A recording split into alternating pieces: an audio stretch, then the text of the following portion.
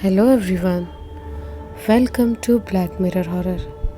कैसे हैं आप सब? आई होप आप सब ठीक होंगे। जब दो लोगों के बीच कोई तीसरा आ जाता है तो उसका अंजाम बहुत ही खौफनाक होता है, जिस वजह से एक हंसता खिलता परिवार बर्बाद हो जाता है। ये कहानी कुछ ऐसी ही है। इस कहानी में आप जानेंगे कि क्या होता है जब अपने परिवार की जिम्मेदारी उठाने वाला एक मर्द को ये पता चलता है कि उसकी पत्नी उसे धोखा दे रही है।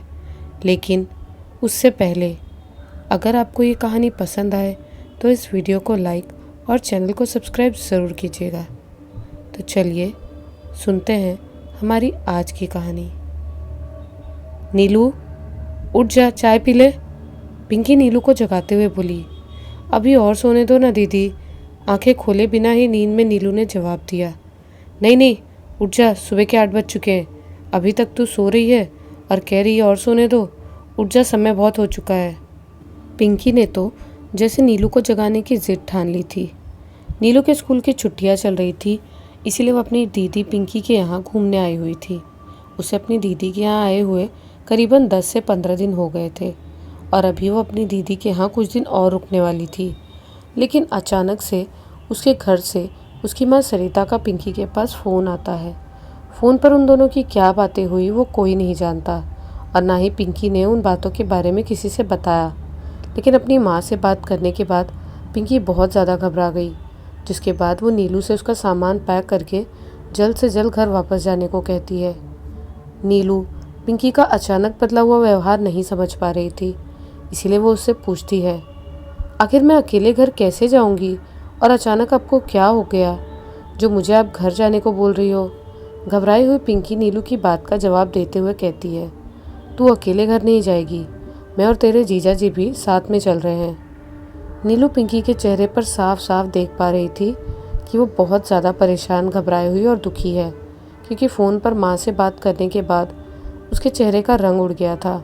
इसलिए नीलू उससे एक बार फिर पूछती है, माँ से बात करने से पहले तो आप बिल्कुल ठीक थी, लेकिन उन्होंने आपको ऐसा क्या कह दिया कि आप इतना ज़्यादा घबरा गई हो और अचानक से घर जाने को बोलने लगी? वो सब तुझे वहीं पर जाकर पता लग जाएगा। तू बस अपना सामान रख ले और जल्दी से यहाँ से चलते हैं। जल्दी जल्दी नीलू के कपड़े बैग में रखते हुए पिंकी ने उसकी बात का जवाब दिया, जिसके बाद नीलू, पिंकी और उसका पति राजेश पिंकी के घर जाने के लिए वहाँ से मोटरसाइकिल से निकलते हैं और 1 घंटे का सफ़र करके वहाँ पहुँच जाते हैं। घर पहुँचकर नीलू ने जो कुछ भी देखा उससे वो बर्दाश्त नहीं हुआ। वो बदहवास सी हो जाती है, क्योंकि उसे उसकी उम्मीद नहीं थी। लेकिन पिंकी उसके बारे में पहले से जानती थी, क्योंकि सरिता ने फ़ोन करके उसे उस घटना के बारे में पहले ही बता दिया था, इसलिए उसने खुद को संभाल लिया था। नीलू ने घर पहुँचकर क्या देखा था और वो कौन सी बात थी जिसके बारे में पिंकी ने उसे नहीं बताया था, वो जानने के लिए आपको कहानी में थोड़ा पीछे चलना पड़ेगा। दरअसल नीलू बड़े परिवार में रहने वाली लड़की थी। उसके पापा लोग 5 भाई थे, जिसमें से नीलू के पापा तीसरे नंबर के भाई थे। नीलू के बड़े पापा के 2 लड़के थे, सूरज और विनय। उन दोनों की शादी हो चुकी थी। नीलू के बड़े पापा का बड़ा लड़का सूरज काम के सिलसिले में अपनी पत्नी रूबी और अपने इकलौते 1 साल के बेटे के साथ गुजरात में रहता था। लेकिन न जाने वहाँ सूरज और उसकी पत्नी के बीच में ऐसी क्या बात हुई कि सूरज ने आत्महत्या कर ली। जैसे ही उसकी आत्महत्या की खबर नीलू के घर वालों को लगती है, वो लोग सभी रिश्तेदारों को उस दुखद घटना की जानकारी देते हैं। उस दुखद घटना की जानकारी मिलने के बाद एक एक करके उसके सभी रिश्तेदार उसके घर पहुंच जाते हैं।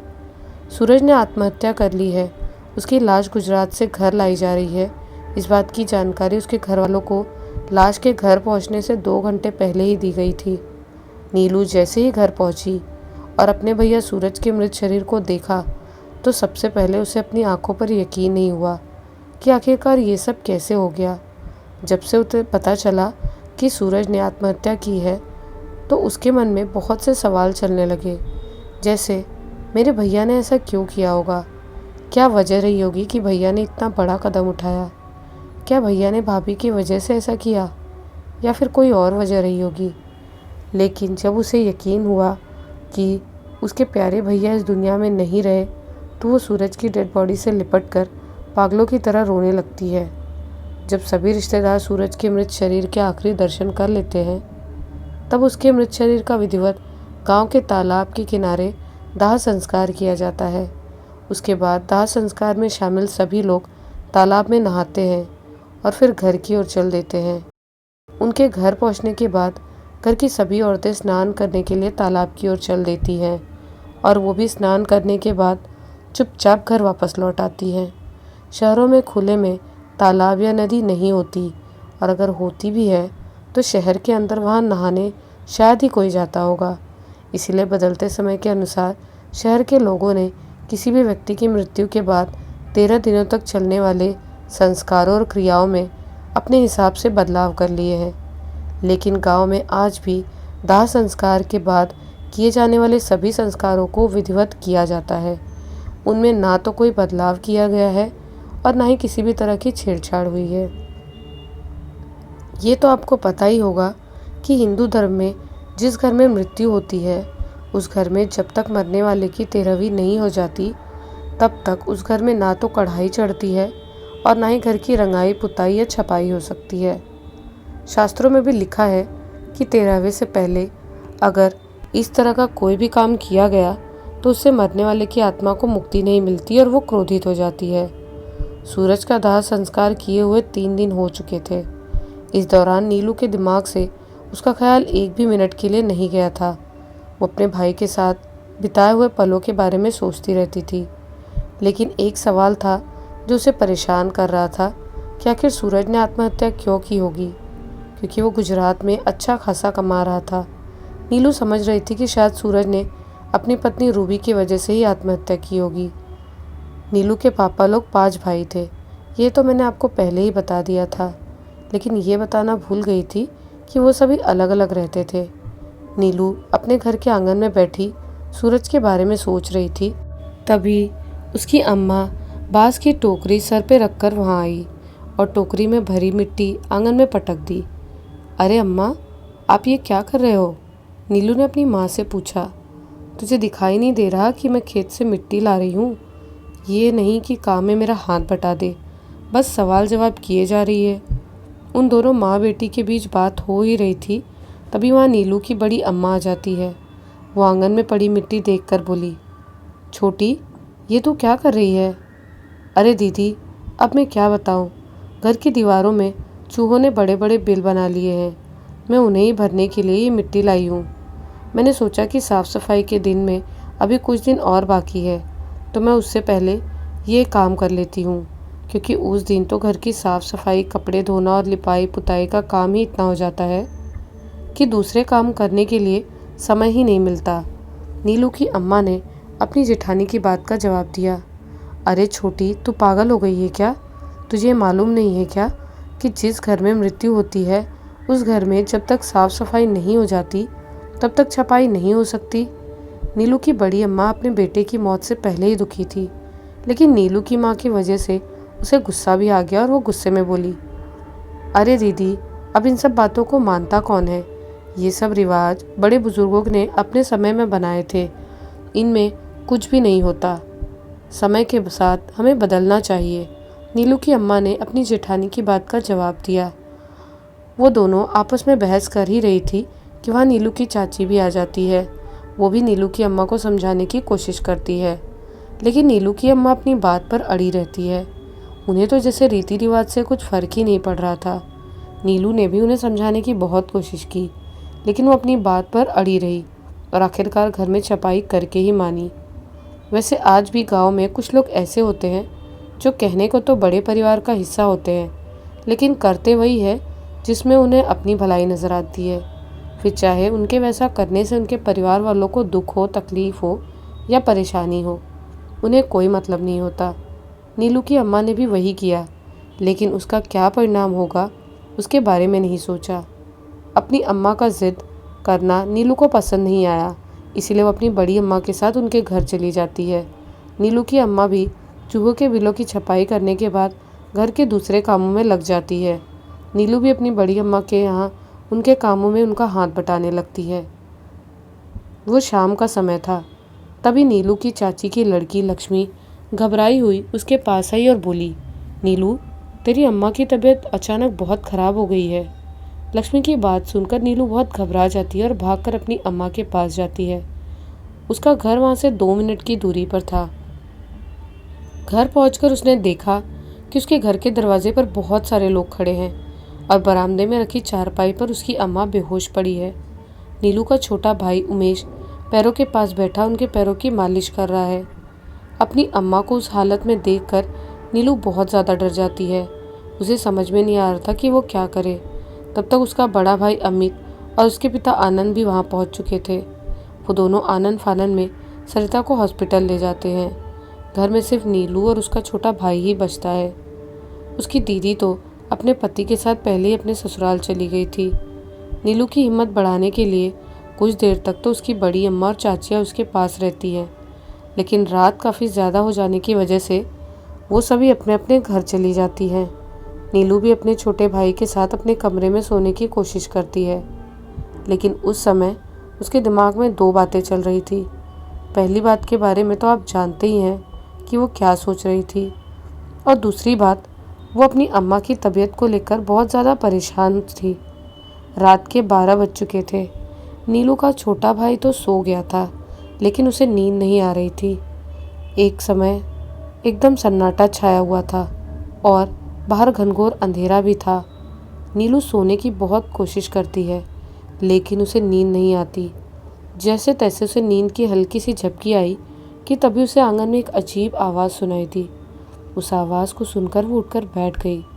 वो आवाज़ सुनकर नीलू बहुत ज़्यादा डर गई थी, जिस वजह से वो आंगन में जाकर ये देखने की हिम्मत नहीं जुटा पाई थी कि आखिर वो आवाज़ किस चीज़ की थी। वो कुछ देर तक बिस्तर में बैठकर फिर से उसी आवाज़ को दोबारा सुनने का इंतज़ार करने लगती है, लेकिन उसे वो आवाज़ दोबारा सुनाई नहीं देती। दोबारा फिर से जैसे ही नीलू को नींद का झोंका आता है, वैसे ही आंगन में उसे बर्तन गिरने की आवाज़ सुनाई देती है और किसी के बात करने की आवाज़ भी आती है।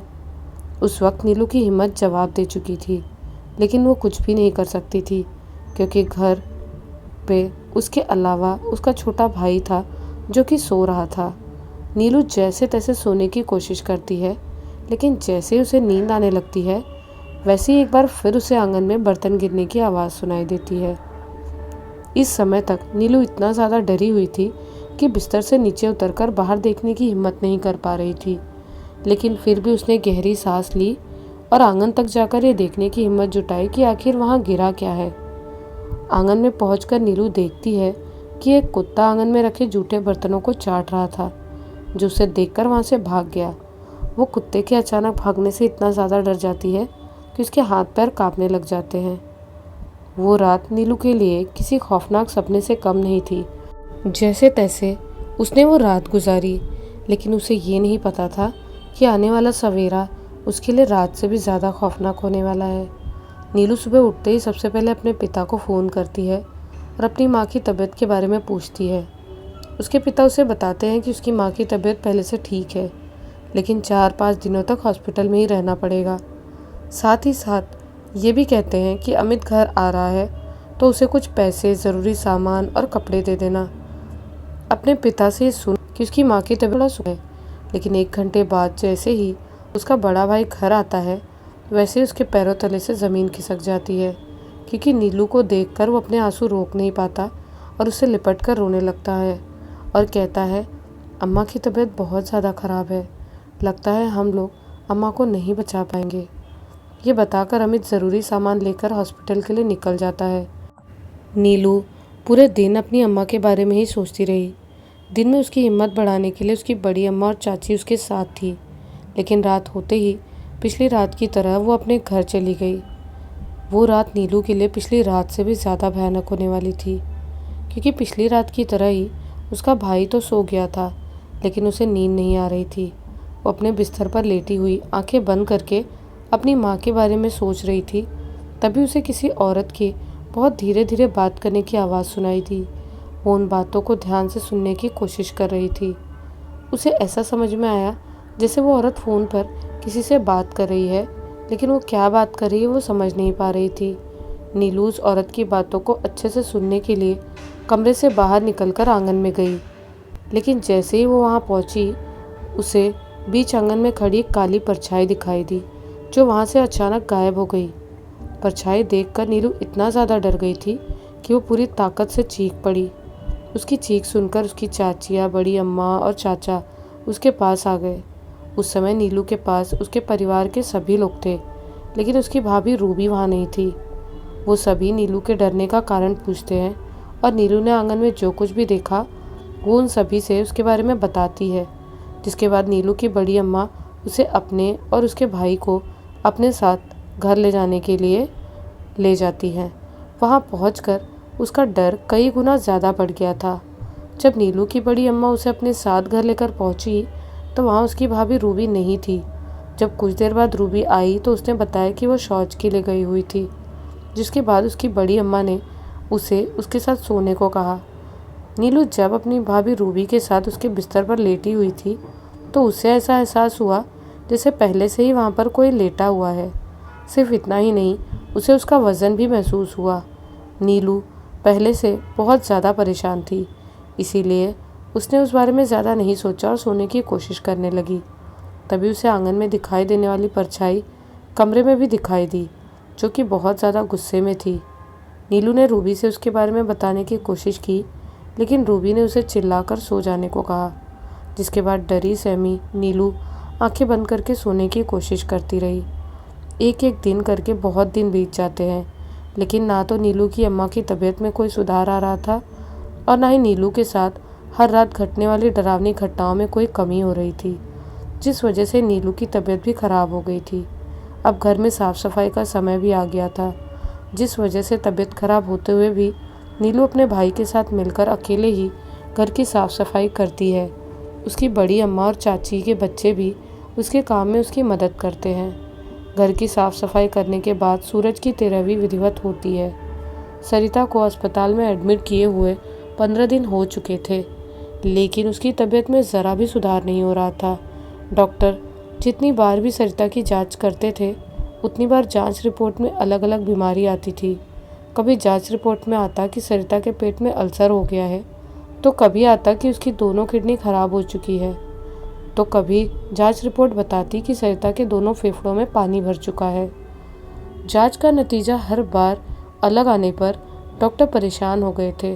उन्हें समझ नहीं आ रहा था कि आखिर सरिता को कौन सी बीमारी है जो मशीनें पकड़ नहीं पा रही, क्योंकि मशीन एक बार गलती कर सकती है, 2 बार गलती कर सकती है, लेकिन हर बार गलती नहीं कर सकती।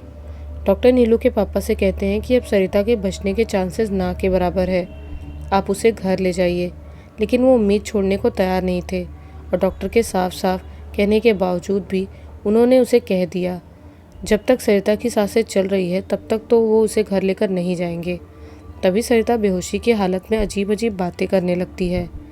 अब सिर्फ कुछ देर और उसके बाद मुझे इस तकलीफ़ से मुक्ति मिल जाएगी। तू मुझे इस तकलीफ़ से मुक्ति दे दे, मुझसे और बर्दाश्त नहीं होता। नीलू के पिता सरिता की कई सारी बात फ़ोन करके अपने बड़े भाई से बताते हैं। उनकी बात सुनकर वो समझ जाते हैं कि सरिता को क्या हुआ है। उसके बाद वो तुरंत सरिता को अस्पताल से डिस्चार्ज करके घर लाने को कहते हैं।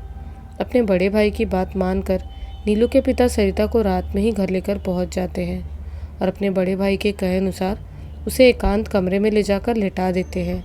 उस समय सरिता बेजान थी, सिर्फ उसकी सांसें ही चल रही थी। नीलू और उसका छोटा भाई उनके पास जाना चाहते थे, लेकिन उसकी बड़ी अम्मा उन्हें उसके पास नहीं जाने देती। नीलू सोचती है कि मेरी अम्मा को कमरे में क्यों बंद किया गया है और मुझे अम्मा से क्यों नहीं मिलने दिया जा रहा है। थोड़ी देर बाद नीलू के बड़े पापा गांव के मंदिर के पुजारी के साथ पहुंचते हैं और वो उन्हें नीलू की अम्मा के पास ले जाते हैं और कमरे का दरवाज़ा अंदर से बंद कर लेते हैं।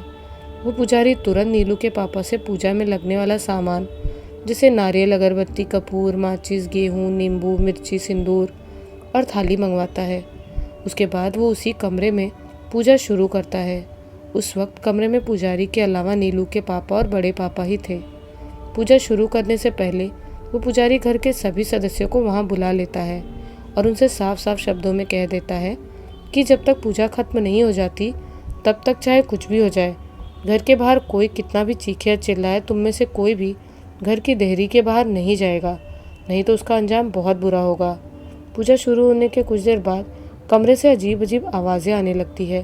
उन आवाज़ों को सुनकर वहाँ पर मौजूद सभी लोग बहुत ज़्यादा डर और घबरा जाते हैं। नीलू की अम्मा चीखती तो कभी वो पुजारी चीखता, तो कभी अचानक एकदम सन्नाटा छा जाता। तो कभी नीलू की अम्मा कहती, छोड़ दे रे मुझे, छोड़ दे, मैं यहाँ से चला जाऊँगा, मैं किसी को कुछ नहीं करूँगा। तो कभी कहती, तू चाहे जो कर ले, मैं इसे अपने साथ लेकर जाऊँगा। उसके बाद वो पुजारी कहता, तू इतना शक्तिशाली नहीं है कि तू इसे अपने साथ ले जा सके। जब तक वो नहीं चाहेगी तब तक तू इसे तो क्या इस घर से किसी भी सदस्य को कुछ नहीं कर सकता। सरिता की आवाज़ सुनकर वो सभी दुविधा में थे, क्योंकि वो समझ नहीं पा रहे थे कि आखिर सरिता आदमी की तरह क्यों बात कर रही है। कमरे के अंदर क्या हो रहा था और उन लोगों के बीच क्या बातें हो रही थी, कमरे के बाहर मौजूद किसी को भी सुनाई नहीं दे रहा था। उन्हें सिर्फ पुजारी और सरिता की चीखें ही सुनाई दे रही थी। कुछ देर सन्नाटा रहने के बाद सरिता चीखी, इसने मेरे नियमों का उल्लंघन किया है, इसने मेरा अपमान किया है, इसीलिए मैं इसे अपने साथ लेकर जाऊंगा। वो आवाज़ इतनी भयानक थी कि सुनने वालों की रूह कांप गई। कुछ देर बाद पुजारी नीलू के पापा और बड़े पापा के साथ कमरे से बाहर निकले। पुजारी नीलू के पापा को नारियल देते हुए बोले, इस नारियल को गांव की सीमा के बाहर किसी ऐसी जगह पर गड्ढा करके गाड़ देना जिस जगह पर कम से कम 7 दिनों तक ये किसी भी व्यक्ति तक ना पहुँचे। अगर ये नारियल 7 दिनों से पहले किसी भी इंसान के संपर्क में आया तो फिर सूरज की आत्मा फिर से इस घर में आएगी और उसे भगा पाना मेरे बस में नहीं होगा। और हाँ, वो इस समय बहुत ज़्यादा गुस्से में है। उसका गुस्सा शांत करने के लिए आप सभी को एक बार प्रयागराज जाकर उसकी आत्मा की शांति के लिए विधिवत पूजा करनी होगी। जिस समय वो पुजारी घर वालों को ये सब बातें समझा रहा था, उसी समय रूबी के फ़ोन पर किसी का बार बार फ़ोन आ रहा था। रूबी पुजारी की बातों को पूरी सुने बिना ही सबसे नज़रें बचाकर घर के बाहर चली जाती है। जब वो पुजारी नीलू के पापा को ये समझा रहा था कि नारियल को कहाँ और कैसे ज़मीन में गाड़ना है, तब नीलू अपनी बड़ी अम्मा को अपने साथ घर के पीछे चलने के लिए कहती है। पुजारी नीलू की बात सुन लेता है और बोलता है, जब तक तुम्हारे पिता नारियल गाड़ कर नहीं लौट आते तब तक तुम में से कोई भी घर से बाहर नहीं निकलेगा। उस समय तक भी उनमें से कोई भी ये नहीं जान पाया था कि रूबी घर के बाहर जा चुकी है।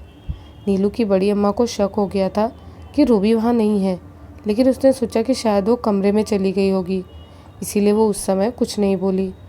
पुजारी द्वारा झाड़ फूँक करने के 10-15 दिनों के बाद सरिता की तबीयत में बहुत सुधार आ चुका था।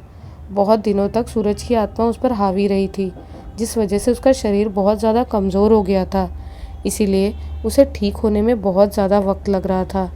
नीलू भी पूरी तरह स्वस्थ हो चुकी थी। जैसे जैसे सरिता की तबीयत ठीक हो रही थी, वैसे वैसे रूबी की तबीयत खराब होती जा रही थी। नीलू के पापा इस बात का इंतज़ार कर रहे थे कि कब सरिता की तबीयत पूरी तरह ठीक हो जाए और कब वो सबके साथ प्रयागराज जाए। लेकिन उन्हें क्या पता था कि उनके सिर पर एक और मुसीबत आने वाली है। जब से सरिता की तबीयत खराब हुई थी, तब से नीलू की बड़ी अम्मा के यहाँ ही उनका खाना बनता था। उस रात वो सभी खाना खाकर सोने की तैयारी में थे, तभी रूबी अपने कमरे से भागती हुई घर से बाहर निकली और तालाब की ओर दौड़ लगा दी। नीलू के पापा और बड़े पापा उसके पीछे भागते हैं और उसे पकड़ने की कोशिश करते हैं, लेकिन वो उनके काबू में नहीं आ रही थी। वो सिर्फ तालाब की ओर जाना चाहती थी। वो दोनों ज़बरदस्ती रूबी को पकड़कर घर वापस लाने की कोशिश करते हैं, लेकिन वो बहुत ज़ोर ज़ोर से चिल्लाने लगती है और अपने बाल खोलकर कूदने लगती है। रूबी की चीख सुनकर नीलू के सभी घरवाले और पड़ोसी भी घर से बाहर निकल आते हैं। रूबी को जैसे तैसे ज़ोर ज़बरदस्ती से पकड़कर घर के अंदर लाया जाता है। उसके बाद नीलू के चाचा भागते हुए आते हैं और उसी पुजारी को बुलाकर लाते हैं। पुजारी के झाड़ फूँक करने के बाद रूबी कुछ दिन के लिए तो शांत हो जाती है, लेकिन फिर थोड़े समय बाद वैसी हरकतें करने लगती है। शायद वो पुजारी ये जान चुका था कि रूबी को ठीक करना उसके बस की बात नहीं है, इसीलिए उसने नीलू के पिता से एक बड़े तांत्रिक को बुलवाया। जैसे तैसे रात गुजरती है। सुबह जब वो तांत्रिक आता है तो एक बड़े तांत्रिक की क्रिया शुरू करता है। वो तांत्रिक जैसे ही मंत्र का उच्चारण शुरू करता है, रूबी ज़ोर ज़ोर से हंसने लगती है और बाल फैलाकर अपने बालों को और सर को हिलाने लग जाती है और हंसते हुए कहती है, तुम लोग चाहे जितनी पूजा कर लो, मैं तो इसे अपने साथ लेकर ही जाऊंगा। तांत्रिक चुपचाप अपनी क्रिया और मंत्र उच्चारण करता है। कुछ देर बाद रूबी बेहोश हो जाती है। उसके बाद वो तांत्रिक उसे एक ताबीज़ बनाकर देता है और कहता है, जब तक ये ताबीज़ इसके पास है तब तक वो आत्मा इसे परेशान नहीं करेगी। और ये भी बताता है कि रूबी ने तंत्र क्रिया के दौरान एक नियम का उल्लंघन किया था, जिस वजह से नीलू की अम्मा के शरीर से बाहर निकली गई सूरज की आत्मा उसके ऊपर आ गई है, जो कि गुस्से और नफरत से भरी हुई है। उसे छुटकारा पाना इतना आसान नहीं है। वो तांत्रिक रूबी को अगले 10 दिनों तक गांव की सीमा के बाहर जाने से मना करता है और वहां से चला जाता है। अगले 7 दिनों तक तो रूबी उस तांत्रिक की बात मानती है, लेकिन 8वें दिन की सुबह उसकी लाश गांव के तालाब में तैरती हुई मिलती है। नीलू के घर वाले समझ नहीं पाते कि आखिर ऐसा कैसे हो सकता है। वैसे कहानी की शुरुआत से अब तक जो कुछ भी हुआ उससे आप ये तो समझ ही गए होंगे कि सूरज के आत्महत्या करने की वजह शायद रूबी ही थी, और उसके संदिग्ध व्यवहार से आप ये भी समझ गए होंगे कि उसका अफेयर किसी और के साथ चल रहा था। अगर आपको ऐसा लगता है तो आप बिल्कुल सही है, क्योंकि सूरज ने रूबी के अफेयर से परेशान होकर आत्महत्या की थी। वो सूरज के गांव का ही एक आदमी था जो उन्हीं के साथ में गुजरात में रहता था। वो गांव आया हुआ था और रूबी उस तांत्रिक की बात को नज़रअंदाज करके रात के समय उसी से मिलने गई थी। उसके बाद सूरज की आत्मा ने जो कहा था वही किया। तो इस कहानी में बस इतना ही। आपको ये कहानी कैसी लगी हमें कमेंट्स में ज़रूर बताइएगा। मिलती हूँ एक नई और डरावनी कहानी के साथ अगली वीडियो में। तब तक के लिए बाय एंड टेक केयर।